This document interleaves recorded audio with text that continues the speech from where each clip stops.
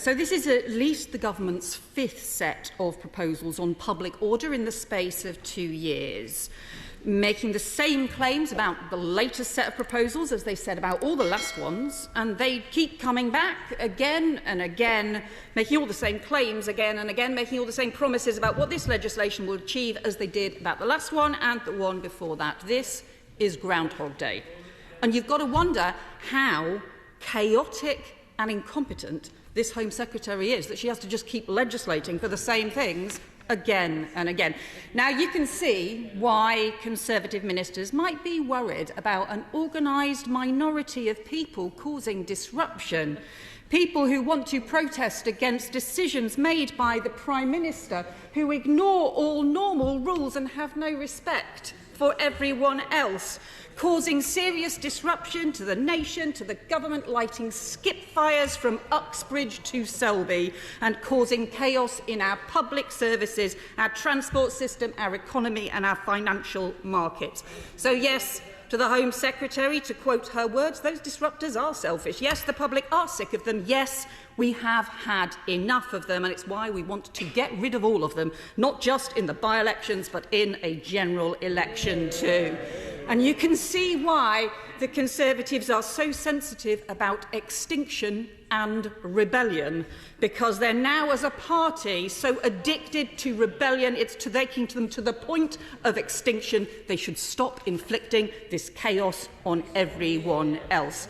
They brought forward 2 new bills on public order in the last 2 years, 2 further sets of entirely new proposals that they brought forward in the House of Lords halfway through their passage, and then today's statutory instrument.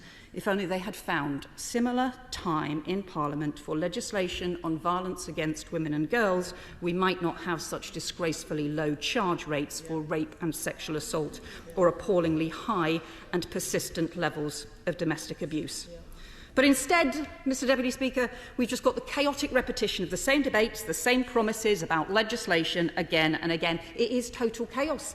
It really is this coalition of chaos, as the Home Secretary might herself have said. In fact, indeed, as she did say last time we debated the third reading of the public order bill that she claimed was going to sort everything out, and that was only 8 months ago. And in that debate, she accused Labour of a coalition of chaos, being Guardian reading, tofu-eating wokerati, from the party that's crashed the economy, given us record inflation, the highest tax burden for 70 years, worst train cancellations, worst NHS cancellations, worst public sector strikes in decades, and total chaos in the criminal justice system. A party that's given us 3 Prime Ministers, 4 Home Secretaries, 4 Chancellors in the space of 12 months, and since then 3 more Cabinet Ministers sacked, including the Deputy Prime Minister. Public hissy fits today between the Prime Minister and his predecessor on the honours system, and now 3 upcoming by-elections.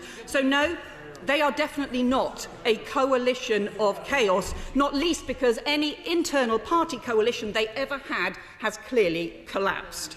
Oh, and that bit about the wokerati? I've since discovered the Home Secretary is a vegetarian. She eats more tofu than I do. Mr Deputy Speaker, the police do need to take action against serious disruption and damaging protest tactics that cause harm and problems for others.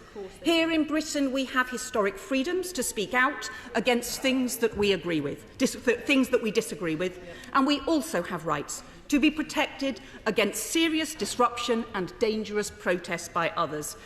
We have historic freedoms to object, to peacefully protest. That is part of our democracy. But blocking roads so ambulances can't get through isn't legitimate protest. It is dangerous, irresponsible and against the law. Climbing up motorway gantries isn't legitimate protest. It is wholly unlawful, and it puts lives at risk.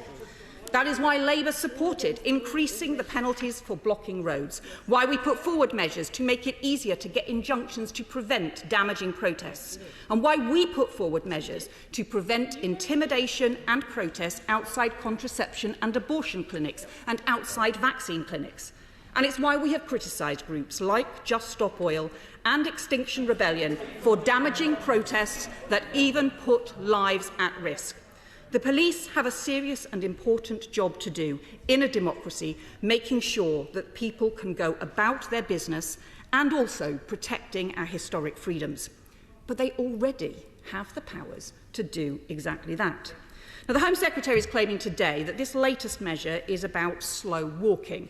But that's already a breach of the law. Since 1986, the police have had the power to impose conditions on public processions. That's what slow walking is. It's also been against the law since 1980 to obstruct a public highway.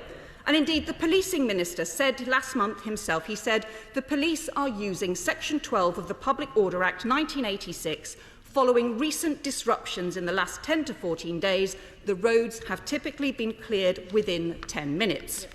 And the Met have just said this week that they're putting in conditions from Section 12 of the Public Order Act has encouraged protesters to exit the highway within minutes. And from the 156 slow marches that have taken place, 125 Section 12 conditions have been imposed, including 86 arrests made where people are not complying. And the Greater Manchester Police Chief Constable has also said, we have the powers to act and we should do so very, very quickly.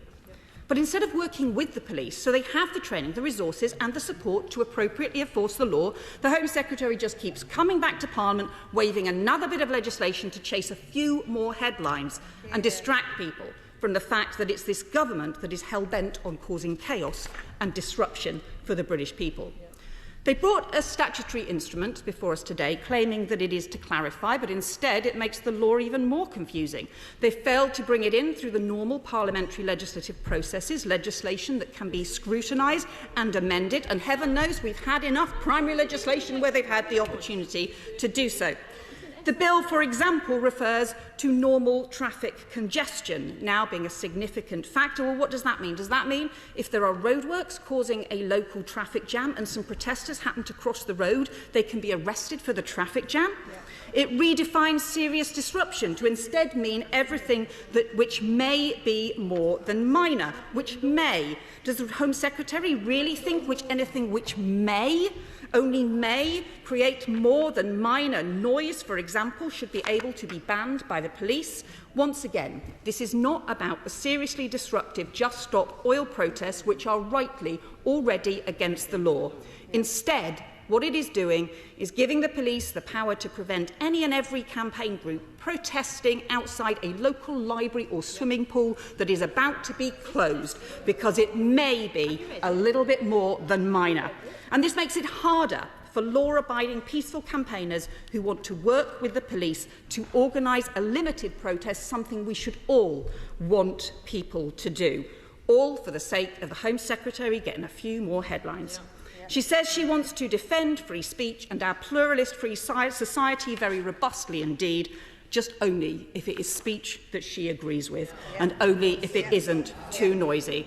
And once again, instead of focusing on the damaging disruption, where all of us believe it should be stopped and where we want to see the government working with the police to sort things out, instead the government is simply making it possible to go after peaceful protesters and passers-by instead, even though that is not the British tradition.